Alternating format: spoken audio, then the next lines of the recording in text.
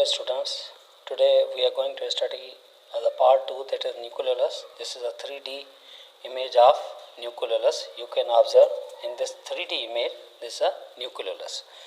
Nucleolus, actually nucleus contains 1 to 4 large spherical eccentrically placed acidophilic dense granules called Nucleolus. Nucleolus are also called plasmasomes. In this diagram, this is a diagram of Nucleolus. You can observe there are different parts of Nucleolus. In this diagram, there are 4 parts of nucleus: pars amorpha, pars chromosoma, pars granulosa, and fourth and last one is a pars fibrosa. Pars amorpha, you can see in this video, in this diagram, is a pars amorpha. It's also called matrix of the Nucleolus, and this matrix, this fluid is a homogeneous. Several types of granules and fibrils are scattered in it. Then pars chromosoma.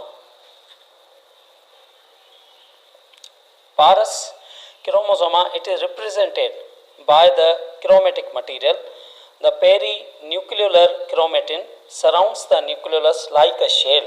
It's just like a shell, which is usually discontinuous. Projection into the nucleolus from perinucleolar chromatin, which constitutes intranucleolar chromatin. The third is a pars granulosa.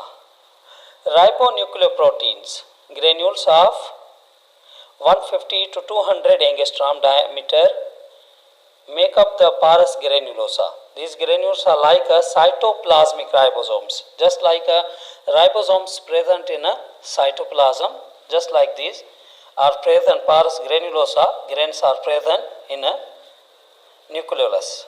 And the last, pars fibrosa, it is represented by 50 to 80 angstrom long fibrils of ribonucleoproteins.